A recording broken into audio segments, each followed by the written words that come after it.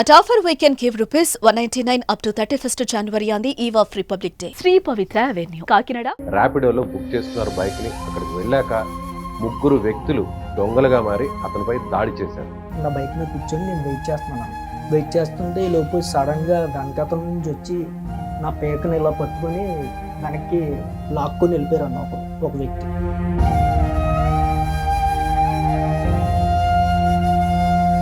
Almost నేను చనిపోతున్నాను, నా ప్రాణాల మీదకి వచ్చేసింది అనే ఫీలింగ్ నాకు వచ్చేసింది. చనిపోతాం అనుకున్నా, ఇంకా అయిపోయింది, ఆల్మోస్ట్ అయిపోయింది, వదలట్లేదు అన్న. టైం ఎంత అప్పుడు ఎగ్జాక్ట్? రాత్రి 12 అన్న. ఒక వ్యక్తి అందులోని కత్తి అని చెప్పారు అన్న. ఇంకో వ్యక్తి ఒకసారి ర్యాపిడో వాళ్ళు చేద్దాం. హలో, చెప్పండి. ర్యాపిడో అసిస్టెంట్ మేనేజర్ అండి. చెప్పండి. సంతోష్ అనే ఒక రైడరు మీ ర్యాపిడో ద్వారా ఒక బుకింగ్ వస్తే లింగంపల్లికి వెళ్ళాడు. అక్కడ కొంతమంది అటాక్ చేశారు.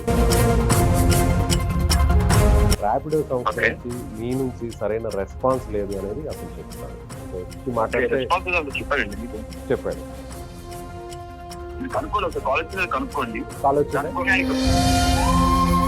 ఇప్పుడు నా ప్రశ్న ర్యాపిడోకి ఏంటంటే అన్న, మీరు హయ్యెస్ట్ కమిషన్ తీసుకుంటున్నారు, లోయెస్ట్ సెక్యూరిటీ డ్రైవర్స్కి ఇస్తున్నారు.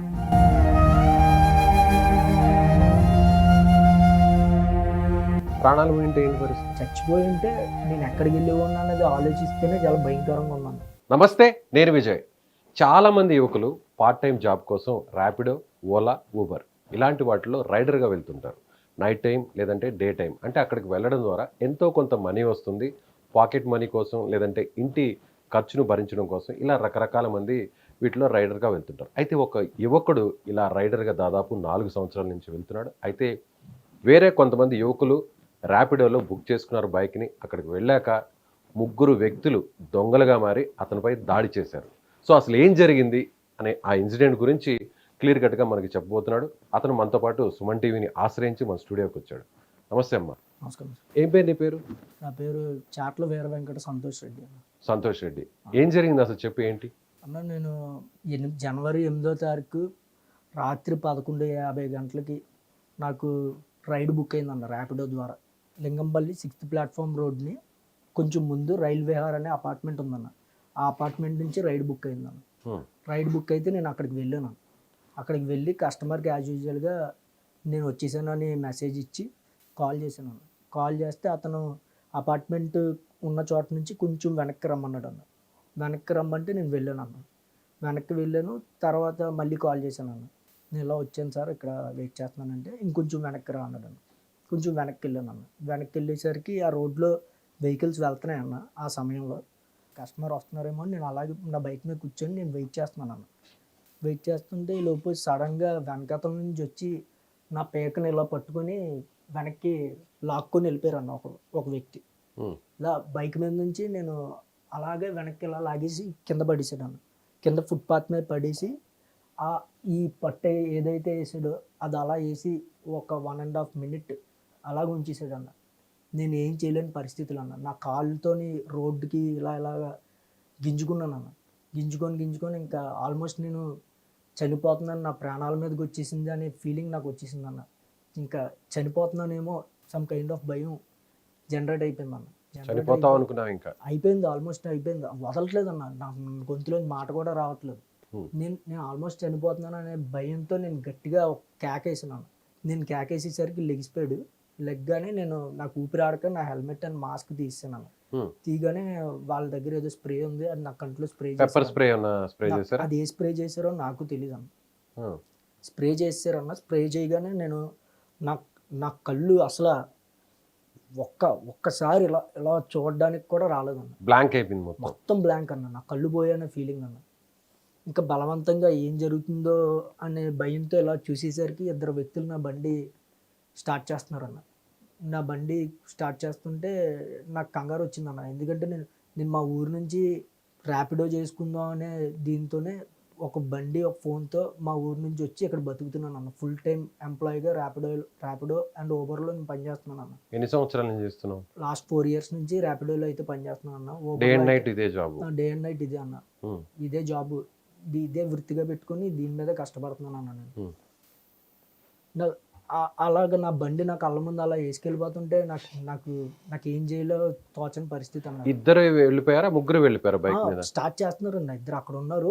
ఒకడు కొంచెం నాకు దూరంగా ఉన్నాడు, బండి తీసుకెళ్ళిపోతున్నారు అనే భయంతో అన్న డబ్బులు ఇస్తాను, మీకు ఏం కావాలో చెప్పండి నేను ఇస్తాను, బండి వదిలేని నేను దాని మీద బతకాలని నేను రిక్వెస్ట్ చేస్తున్నావు, అడుగుతున్నావు. రిక్వెస్ట్ చేస్తున్నాను అన్న. వాళ్ళు హిందీ అన్న, హిందీ తెలుగు అర్థం కావట్లేదు. తెలుగులో అర్థం కావట్లేదు అన్న. నేను హిందీలో ట్రై చేశాను అన్న కమ్యూనికేట్ చేయడానికి. వాళ్ళు హిందీలో వాళ్ళు మాట్లాడుకుంటున్నారా హిందీలో ముగ్గురు? వాళ్ళు హిందీలో మాట్లాడుతున్నారు. ఒక వ్యక్తి అయితే నేను దగ్గరికి వచ్చి నా కళ్ళు కనిపించట్లేదు, సో నేను బండి మీద రోడ్డు మీద వెహికల్స్ ఆపుతున్నాను అన్న, హెల్ప్ అని. ఎవరు ఆపలేదు అన్న. టైం ఎంత అప్పుడు ఎగ్జాక్ట్? రాత్రి 12 అన్న. ఎవరు లేరు చుట్టుపక్కల, ఎవరు లేరు, ఉన్నారన్న, బండ్లు వెళ్తున్నాయి, ఎవరు ఆపలేదు. ఎవరు ఆపలేదు అన్న. నేను ఇంకా ఎక్కువ మందిని ఆపుతున్నానని ఒక వ్యక్తి అందులోని కత్తి అని చెప్పారు అన్న ఇంకో వ్యక్తికి. అనగానే నేను ఇంకా నా బైక్ వెళ్ళిపోతుందని నేను వెనకట్లు వెళ్ళాను. బైక్ దగ్గరికి వెళ్ళిపోతుంది, ఎలా అయినా నా బైక్ ప్రొటెక్ట్ చేసుకోవాలన్న, ఎందుకంటే అదే నాకు ఫుడ్, అంతే కదా, జీవనాధారం అదే నీకు. దాంతోనే నాకు అన్ని అన్న, అది లేకపోతే నాకు లైఫే లేదన్న. అంతే కదమ్మా. నేను నా బైక్ కోసం అని వెళ్ళేసరికి అతను నన్ను కత్తితో దాడి చేయబోయాడు అన్న. నా కళ్ళు కనిపించట్లేదు అన్న. నేను అప్పటికి ఇలా అనుకొని ఒక చేతితో ఇలా చూస్తున్నాను అన్న. ఐస్ నాన్ స్టాప్ వాటర్ అన్న, ఐస్ కూడా బాగా బర్న్ అయిపోయినాయి. వచ్చి కత్తితో నన్ను దాడి చేయబోయారన్న. దాడి చేస్తున్నారని నాకు అర్థమైందన్న. నేను ఇంకా రిస్క్ తీసుకోదలుచుకోలేదన్న, సైలెంట్ అయిపోయాడు. ఇంకా ఎప్పుడైతే అతని చేతిలో కత్తి అతను ఇలా ఒక స్టాబ్ చేయడానికి నా మీదకి వస్తున్నాడో, నేను ఇంకా రోడ్డు మీద వెళ్ళే సిటిజన్స్ కూడా ఆపే పరిస్థితి లేదన్న. సైలెంట్ అయిపోయావు, ముందు ప్రాణాలు ముఖ్యం, తర్వాత బైక్. సైలెంట్ అయిపోయిన వాళ్ళ ముగ్గురు నా బైక్ వేసుకొని వెళ్ళిపోయారు. నేను వెంటనే అక్కడ ఉన్న పోలీస్ స్టేషన్, దగ్గరలో ఉన్న పోలీస్ స్టేషన్కి వెళ్ళాను. వెళ్తే ఇది చందనగర్లోకి వస్తుంది, సో చందనగర్ వెళ్ళి కంప్లైంట్ ఇవ్వండి అన్నారు అన్న. నేను రాత్రి వెళ్ళాను అన్న, రాసుకున్నారు. అదే రోజు రాత్రి వెళ్ళావా? అదే రోజు రాత్రి కంప్లైంట్ రాసుకున్నారు అన్న. నెక్స్ట్ డే మళ్ళీ నన్ను పిలిచారన్న, నేను వెళ్ళాను. ఏం జరిగింది ఏంటి అన్నది సార్లు అడిగారన్న, పోలీస్ సార్లు. వాళ్ళందరికీ చెప్పాను అన్న ఏం జరిగింది ఏంటి అన్నది. నా బైక్ ఒక 3-4 డేస్లో రికవర్ చేశారన్న. ఇద్దరు దొంగలను అయితే పట్టుకున్నారు. మూడో వ్యక్తి దొరికాక నీ బండి నీకు రిలీజ్ చేసేస్తామని చెప్పారన్న. ఎందుకు చేశారంట వాళ్ళు? దొంగలా లేదంటే ఏంటి కారణం, రీజన్ చెప్పలేదా పోలీసు? దొంగలు వాళ్ళ వృత్తి అది అన్నది చెప్పారన్న నాకైతే పోలీసు. ఇప్పుడు నీ దగ్గర ఏమన్నా మనీ అలా ఏమన్నా తీసుకెళ్లారా? మనీ అయితే ఏం లేదన్న నా దగ్గర. ఇప్పుడు రాబరీ చేయడానికి వచ్చారా లేదంటే వేరే బైక్ తీసుకెళ్ళడానికి వచ్చారా? రాబరీ చేయడానికి వచ్చారా? అప్పుడు నీ పాకెట్ లో ఏమన్నా మనీ ఉందా? నా పాకెట్ లో మనీ అది వాల్యుబుల్ థింగ్స్ ఏమన్నా, గోల్డ్ గానీ అట్లా? ఏం లేవు. సెల్ ఫోన్, మొబైల్ ఫోన్ మా బైక్స్ కి హోల్డర్స్ పెట్టుకుంటాం. అవును. మా మొబైల్ ఫోన్ అండ్ నా బైక్ తీసుకెళ్ళిపోయారు. ఇప్పుడు ఫోన్ ఇచ్చారా? ఫోన్ ఇవ్వలేదు, బైక్ ఇవ్వలేదు అన్న. అంటే గతంలో కూడా ఇలాగే చేసేవారంట, పోలీసులు అడిగి చెప్పారన్న పోలీసులు. వీళ్ళు వృత్తి అది, వీళ్ళు ఇలాగే చేస్తున్నారు అని చెప్పారన్న.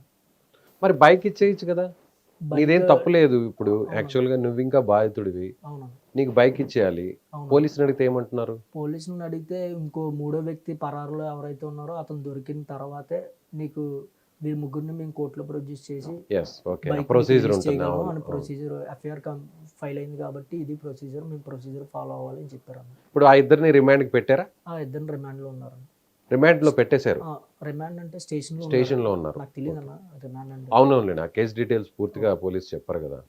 అంటే నీకున్న ప్రాథమికంగా ఉన్న సమాచారం ప్రకారం మూడో వ్యక్తి దొరికితే కోర్టులో సబ్మిట్ చేశాక అప్పుడు నీకు బైక్ హ్యాండ్ ఓవర్ చేస్తాం. ఇది ప్రొసీజర్, జనరల్ గా ఎక్కడైనా కూడా ఇదే జరుగుతుంది. సో ఇప్పుడు అప్పటి నుంచి ఇప్పటి వరకు ఖాళీగానే ఉన్నావా? అప్పటి నుంచి ఇప్పటి వరకు నేను ఖాళీగా ఉన్నానన్న. నాకు సోర్స్ ఆఫ్ ఇన్కమ్ 0 అయిపోయింది. నాకేవో కొద్దిగా మా ఊర్లో అప్పులు ఉన్నాయని చెప్పి నేను ఈ ఊరు రావడం జరిగింది. ఏ ఊరు మీది? మాది కాకినాడ అన్న. కాకినాడ. ఎంత వస్తుంది నీకు ఒక రోజుకి? రోజుకి ఒక 1500 అలా వస్తుందన్న. 1500? అవును. అన్నీ పోను? అన్ని పోయేస్తే ఒక 1300. పెట్రోల్ ఇవన్నీ కూడా పోను. సో 4 ఇయర్స్ నుంచి ఇదే జాబ్ చేస్తున్నాను? 4 ఇయర్స్ నుంచి ఇదే అన్న. ఎంతమంది నీకు మొత్తం ఫ్యామిలీ మెంబర్స్? మదర్ ఫాదర్ చనిపోయారు అన్న. చనిపోయారు? అయ్యో. ఒక బ్రదర్ అన్న. సో కష్టపడి 4 ఏళ్ళ నుంచి బైకే నీకు ఇప్పుడు ఆధారం? బైక్ అండ్ ఫోన్తోనే నేను నా నా నా నా ఎక్స్పెన్సెస్ అన్నీ దాని మీద అవుతున్నాయి అన్న. ఫైనల్గా ఇప్పుడు ఏంటి సుమన్ టీ ద్వారా నువ్వు ఏం రిక్వెస్ట్ చేయదలుచుకున్నావు? నేను ఇలా జరిగిందని పోలీస్ స్టేషన్లో కంప్లైంట్ చేశాను అన్న. తర్వాత ర్యాపిడో కింద నేను 4-5 ఇయర్స్ నుంచి వర్క్ చేస్తున్నాను కాబట్టి వాళ్ళకి చెప్పాలన్న.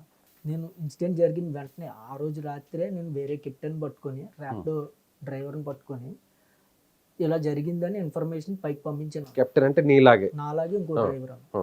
అతన్ని పట్టుకొని రోడ్డు మీద ఉంటారు కదన్న రైడ్స్ కోసం, వాళ్ళని పట్టుకొని వాళ్ళ ద్వారా కస్టమర్ కేర్ కాల్ చేసి నా మొబైల్ నెంబర్ అండ్ నా ఐడిఎస్ఐ చెప్పి నాకు ఇలా జరిగింది, అతను ఎవరో అతన్ని డియాక్టివేట్ చేయండి, అతని వల్ల చాలా ప్రమాదం ఉంది అని చెప్పాను.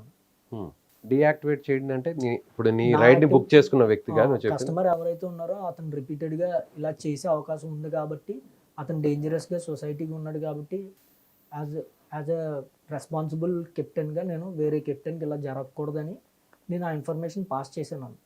నేను కొంచెం రికవర్ అయ్యాక ర్యాపిడో ఆఫీస్కి వెళ్ళాను. గతంలో నీలాంటి ఇన్సిడెంట్ ఎవరికన్నా జరిగిన ఎక్స్పీరియన్స్ ఉందా?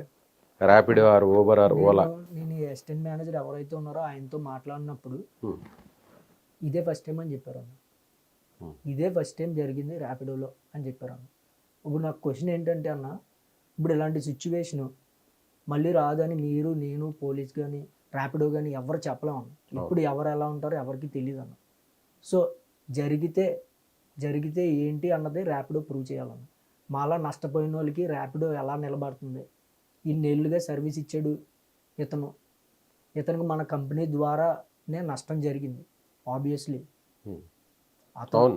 అతను ఒక కస్టమర్గా నా మీదకి వచ్చి దాడి చేసి నా సోర్స్ ఆఫ్ ఇన్కమ్ లాక్కొని వెళ్ళిపోయారు. కనీసం మోరల్ సపోర్ట్ ఇవ్వాలి. మోరల్ సపోర్ట్ కూడా లేదన్న, ఏమీ లేదు. వాళ్ళకి అసలు టైమే లేదన్న మాట్లాడడానికి. నువ్వు కాకపోతే ఇంకొకరు అంటారు. వాళ్ళకి అసలు టైమే లేదన్న. అసలు మేము లేకపోతే వాళ్ళకి శాలరీసే లేవన్న. ఆ పాయింట్కి వస్తే ముందు ఇప్పుడు ఫోన్ చేద్దామా, ఆయనకి చేద్దామా, ఒకసారి ర్యాపిడో వాళ్ళకి చేద్దామా? హలో, చెప్పండి. ర్యాపిడో అసిస్టెంట్ మేనేజర్ అండి, చెప్పండి. మీ పేరండి? నరేంద్ర. నరేంద్ర గారు, నేను సుమన్ టీవీ నుంచి జర్నలిస్ట్ విజయ్ మాట్లాడుతున్నాను అండి. లైవ్లో ఉన్నారు మీరు, స్టూడియో నుంచి మాట్లాడుతున్నాను. జనవరి 8న సంతోష్ అనే ఒక రైడరు మీ ర్యాపిడో ద్వారా ఒక బుకింగ్ వస్తే సో లింగంపల్లికి వెళ్ళాడు. అక్కడ కొంతమంది అటాక్ చేశారు. ఆ తర్వాత అతను బైక్ని, మొబైల్ని రాబరీ చేసి తీసుకువెళ్ళారు. ప్రస్తుతం ఆ బైక్ పోలీస్ స్టేషన్లో ఉంది. ఆ 2 దొంగలను పట్టుకున్నారు. ఇంకొక వ్యక్తిని పట్టుకున్న తర్వాత బైక్ని హ్యాండ్ ఓవర్ చేస్తామని అంటున్నారు.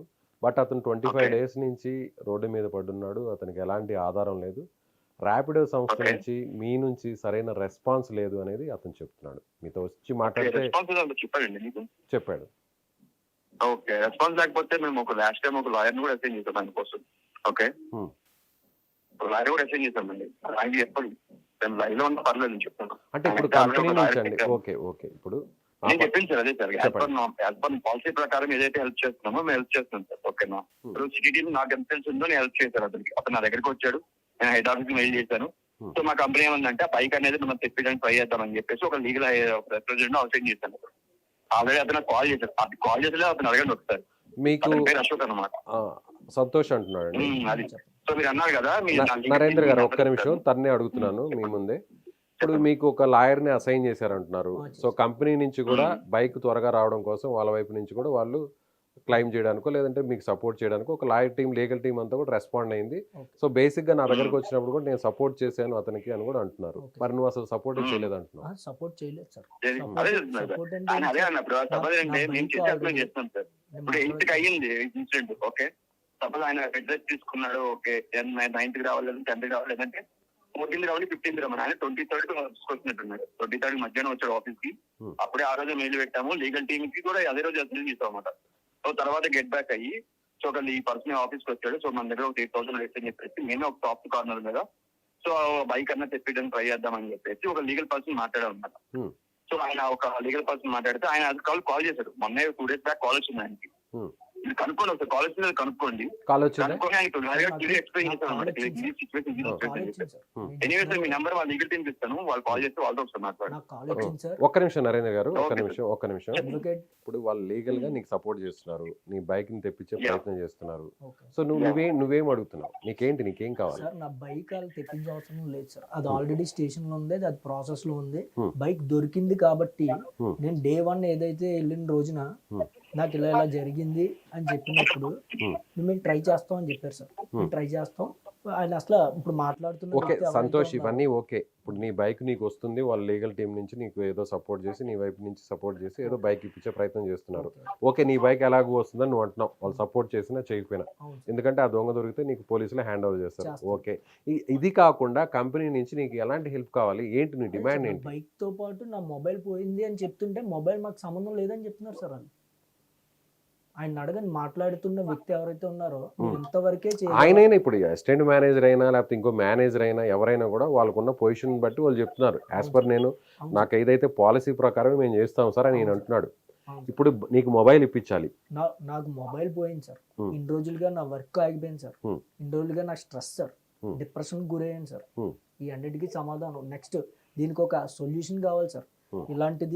ఇలాంటి సిచ్యువేషన్ జరగదు అని మనకి చెప్పలేం, కాబట్టి జరిగితే ర్యాపిడో మన వెనకాతలు ఎంత స్ట్రాంగ్ గా నిలబడుతుంది అని చెప్పాల్సిన అవసరం ర్యాపిడోకి ఉంది సార్. రైట్, అతను స్ట్రైట్ గా కొన్ని పాయింట్స్ రైస్ చేస్తున్నారు నరేంద్ర గారు. నేను 4 years నుంచి ర్యాపిడోలో వర్క్ చేస్తున్నాను, ర్యాపిడోకి నా వైపు నుంచి కూడా నేను ర్యాపిడో ఎంతో కొంత ఎదగడం కోసం నేను ఉపయోగపడ్డాను. అయితే ఇప్పుడు అయితే అతని డిమాండ్స్ నేను చెప్తున్నాను. ఇక్కడ ఏంటంటే సినారియో ఏంటంటే సార్, ఇది ఒక ఫ్రీలాన్సింగ్ జాబ్ అనమాట. సపోజ్ మీరు పోలీస్ నుంచి చేస్తున్నా అని చెప్తే ఇది ఫిక్స్డ్ ఇన్కమ్ కాదు. ఓకే, సపోజ్ ఈ మంత్ లో 10,000 వస్తాయి, నెక్స్ట్ మంత్ లో 15,000 వస్తుంది. ఓకే, ఇది ఒక ఫిక్స్డ్ ఇన్కమ్ కాదు. ఎవరికి ఏంటంటే ఒక పార్ట్ టైం పేరు చేసుకోవాలని ఫుల్ టైం చేస్తారు, కొంతమంది జాబ్ లేదు అనుకుంటారు, ఫుల్ టైం చేసుకుంటారు. సో ఎందుకేనంటే ఎందులో మేము ఎర్నింగ్స్ ఇస్తాము, క్యాపిటల్ ఏంటంటే ఒక ఎర్నింగ్ ఆపర్చునిటీ క్రియేట్ చేస్తాము, దాంట్లో నుంచి కమిషన్ తీసుకుంటాం. రోడ్డు మీదకి వెళ్ళేసి నేను చెప్పిన ఫస్ట్ టైం కంప్లీట్ చేయండి. సో రోడ్డు మీదకి వెళ్ళేసి ఎక్కేసేమంటే ఎక్కడ కదా. సో ప్రాపర్ ఒక ఛానల్ క్రియేట్ చేసింది ఒక కంపెనీ. సో కస్టమర్ కి నీడ్, కస్టమర్ ఒక చోట చూడాలి నీడ్ క్రియేట్ చేసింది. సో దానికి కమిషన్ తీసుకుంది. ఓకే, ఇది నేను కష్టపడ్డాను, సెకండరీ కష్టపడ్డాను అనేది అది అవుట్ ఆఫ్ పాయింట్ అనమాట. ఫ్రీలాన్సింగ్ లాంటి ఉంటుంది. ఓకే, సో అందుకోసం చెప్తున్నాను కదా, నేను కష్టపడ్డాను కాబట్టి ఆ బైక్ అనేది మేము ఒక లీగల్ రిప్రజెంటేటివ్ పెట్టి సో అది చేస్తున్నాం అన్నమాట. ఇప్పుడు ఫోన్ అన్నారు చూసారా సార్, ఇప్పుడు ఏంటంటే suppose ride in case unwanted జరిగింది అనుకోండి, లైక్ యాక్సిడెంట్ అయింది అనుకోండి. ఓకే, అప్పుడు మేము మెడికల్ ఇన్సూరెన్స్ అప్పుడు ప్రొవైడ్ చేస్తుంది company. Medical insurance personal belongings అనేది ఎవరి రెస్పాన్సిబిలిటీ ఉండదు సార్. ఇప్పుడు యాక్సిడెంట్లుగా అలాంటివి ఏమైనా జరిగి ఇంజురీస్ లాంటివి ఏమైనా అయితే నేను చెప్పిన సార్, అతను ట్రీట్మెంట్ తీసుకుంటే ఆ బిల్స్ అనేది సబ్మిట్ చేస్తే హెల్త్ ఇన్సూరెన్స్ క్లైమ్ అవుతుంది. యాక్సిడెంట్ ఇన్సూరెన్స్ ఉంది, 5 lakhs వరకు ఉంది. అప్ ఇన్సూరెన్స్ ఉందా ఇప్పుడు మీ కంపెనీ నుంచి వాళ్ళకు ఉంటుంది రైడర్? 5 lakhs వరకు ఉంటుంది అనమాట. ఇప్పుడు నువ్వు హాస్పిటల్లో ట్రీట్మెంట్ తీసుకున్నావు కదా, ఆ బిల్స్ అన్ని సబ్మిట్ చేస్తే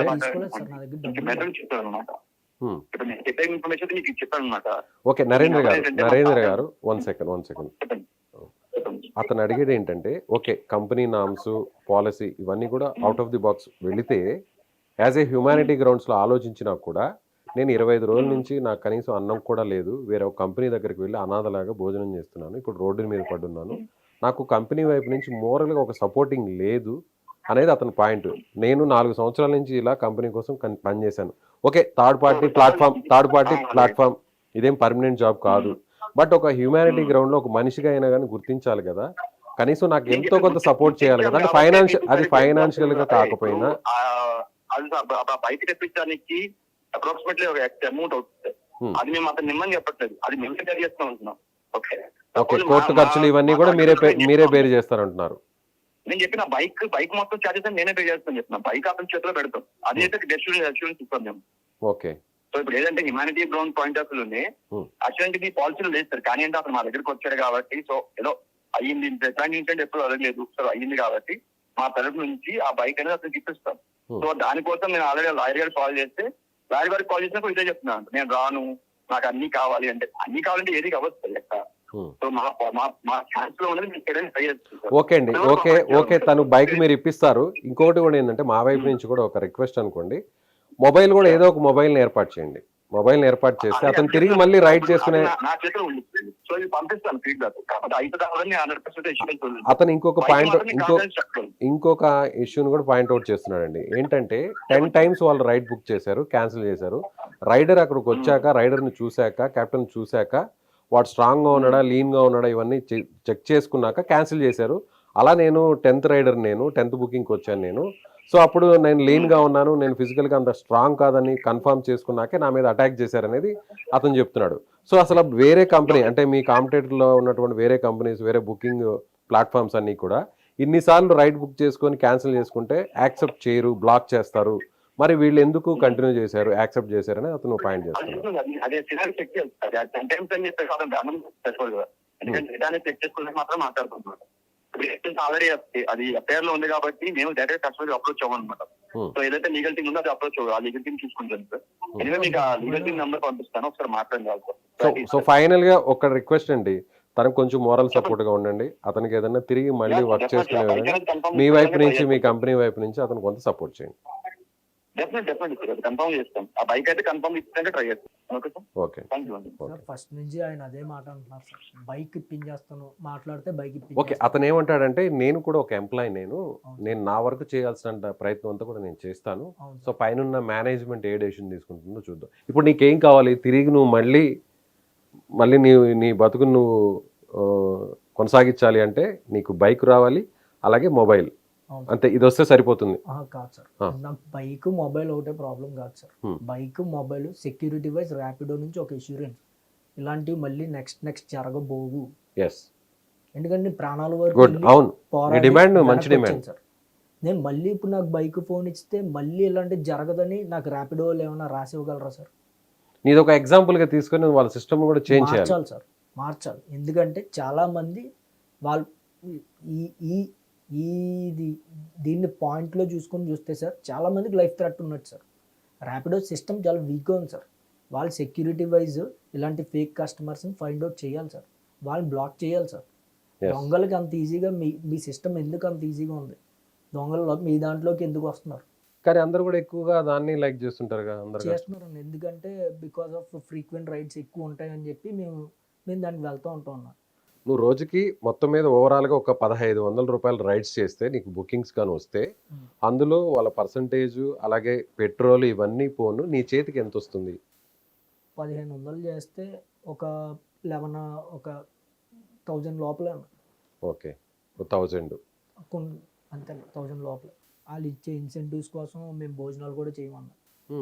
భోజనాలు చేయకుండా చేస్తేనే ఆ ఇన్సెంటివ్స్ రీచ్ అయ్యేలా నాన్ స్టాప్ గా సర్వీస్ ఇస్తూనే ఉండాలి, రైడ్ చేస్తూనే ఉండాలి. చేస్తేనే ఆ ఇన్సెంటివ్స్ రీచ్ అవ్వగలం. ఒక్కొక్కసారి యాక్సిడెంట్స్ అవుతుంటాయి, యాక్సిడెంట్స్ అవుతాయి అన్న, బండి రిపేర్లు వస్తాయి, అన్నీ వస్తాయి. అన్నిటికీ మనమే అన్న, అవన్నీ మన పాకెట్ నుంచే వేయాలన్న. ర్యాపిడో ఏమి ఇవ్వదు. ఇప్పుడు నా ప్రశ్న ర్యాపిడోకి ఏంటంటే అన్న, మీరు హయ్యెస్ట్ కమిషన్ తీసుకుంటున్నారు, లోయెస్ట్ సెక్యూరిటీ డ్రైవర్స్కి ఇస్తున్నారు. Yes, lowest security. ఆ రోజు అంతా బాగుంది, అంతే కదా. టైం బాగుంది, ప్రాణాలు పోయింటే ఏంటి పరిస్థితి? నా టైం బాగుంది కాబట్టి నేను బతికి బయటపడిపోయాను. లేకపోతే ఎవరు రెస్పాన్సిబుల్ ఉన్నారు? నా గతంలో తీసేసుకున్నారు, నా బైక్ తీసేసుకున్నారు, నా జోబులో ఏం ఐడెంటిటీ లేదన్న. నా చచ్చిపోయి ఉంటే నేను ఎక్కడికి వెళ్ళేవాడిని అన్నది ఆలోచిస్తేనే చాలా భయంకరంగా ఉందన్న. మరి 25 రోజుల నుంచి ఇప్పుడు ఖాళీగా ఉన్నావు, మరి ఎట్లా? అదన్న, నేను మనకి ఇక్కడ మెగా కన్స్ట్రక్షన్స్ అని ఉంటారన్న, ఆయన ఫుడ్ పెడతారన్న. మధ్యాహ్నం అక్కడికి వెళ్ళి తిని మిగతా ఇంకా అలా ఉండిపోతున్నాను. రూమ్ రెంట్ ప్రెజెంట్ మా బావ దగ్గర ఉంటున్నాను అన్న. బయట ఉంటున్నావు? బయట ఉంటున్నాను. ఇప్పుడు మళ్ళీ కిందకు వచ్చి రోడ్డుని పడినట్టే అన్న. ఎవరింట్లో ఉన్నా ఎంతకాలం ఉంటాం అన్న. మరి నెక్స్ట్ ఏంటి? What next? నేను అదే అడుగుతున్నాను అన్న. ర్యాపిడో అనే సంస్థ ఏదైతే ఉందో దొంగలకి చాలా ఈజీ అయిపోయింది అన్న. ఇప్పుడు నీ కేస్ స్టడీ, నీ ఇన్సిడెంట్ ఇది ఒక ఎగ్జాంపుల్. అంటే రైడర్స్ కి, క్యాప్టెన్స్ అందరికి కూడా ఎంత అలర్ట్ గా ఉండాలి అనే దానికి నీ ఇన్సిడెంట్ ఒక ఎగ్జాంపుల్ అన్నది, అంతేనా? నేను కొన్ని ఎగ్జాంపుల్స్ ఇస్తానన్నా. ఇది ఎంత ఈజీ సిస్టమ్ అయిపోయింది అంటే, ఇప్పుడు నాకు జరిగిన ఇన్సిడెంట్ ఉందన్న. నాకు పోలీసు చెప్పిన ద్వారా తెలిసింది ఏంటంటే అన్న, ఈ దొంగలు ఎవరైతే ఉన్నారో వాళ్ళు నాన్ స్టాప్ రైడ్స్ బుక్ చేసి ఒకే ఐడి నుంచి అన్ని రైడ్స్ వెంటనే బుక్ చేసి క్యాన్సిల్ చేసి ఆ దొంగ ఎవరైతే ఉన్నారో అతను నన్ను సెలెక్ట్ చేసుకొని ప్లాన్డ్గా నన్ను అటాక్ చేశారన్న. ప్లాన్డ్ అంటే ఏమిటి? ఇప్పుడు నువ్వెవరో వాళ్ళకి తెలియదు. నేను ఈజీగా ఉన్నాను, యాక్సెస్ దాడి చేయడానికి నేను చాలా లీన్గా ఉన్నాను. ఎస్, నన్ను ఈజీగా హ్యాండిల్ చేసేచ్చు అనిపించి నన్ను అటాక్ చేశారు. అంతే, నీ దగ్గర నుంచి రాబరీ చేసి నీ బైక్ ని తీసుకెళ్ళచ్చు ఈజీగా. నేను అడిగేది ర్యాపిడో సూట్గా ఏంటంటే, అంటే వాళ్ళ పర్సన్ చూసి క్యాన్సిల్ చేస్తున్నారు, అంతేనా? అంతే. ఇప్పుడు నీ మీద అటాక్ జరిగే ముందు ఎవరైతే ఇప్పుడు ఉన్నారు, నువ్వు విక్టిమ్ గా ఉన్నావు, ఎవరైతే అక్యూజ్డ్ ఉన్నాడో, ఎవరైతే దొంగలు ఉన్నారో, వాళ్ళు ఏం చేశారు?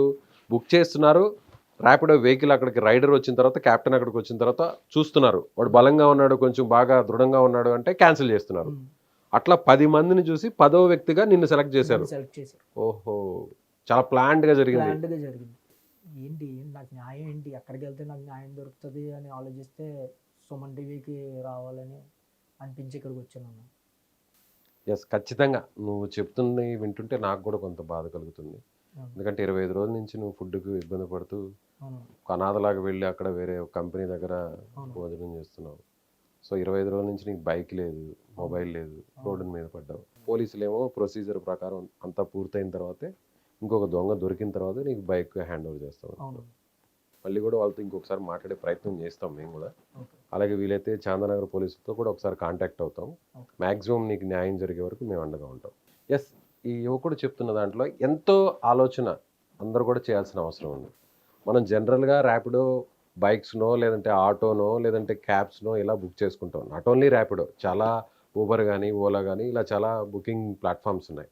అయితే ఇక్కడ మనం ఆలోచించాల్సింది ఏంటంటే, ఇప్పటివరకు చాలా న్యూస్ కూడా మనం విన్నాం. ఏంటంటే ఓలాలోనో లేకపోతే ర్యాపిడోలోనో ఊబర్లోనో ఆటోనో బుక్ చేసుకోవడం లేదంటే క్యాబ్స్ని బుక్ చేసుకుంటే ఆ క్యాబ్ డ్రైవరో లేదంటే ఆటో డ్రైవరో బుక్ చేసుకున్న వాళ్ళ మీద, ఆ ప్యాసింజర్ ఆ ట్రావెలర్ మీద అటాక్ చేయడం, వాళ్ళని అత్యాచారం చేయడం, కొన్ని చోట్ల హత్య చేయడం కూడా, కిడ్నాప్ చేయడం కూడా, ఇలాంటివి మనం చాలా చూసాం దేశం అంతా కూడా.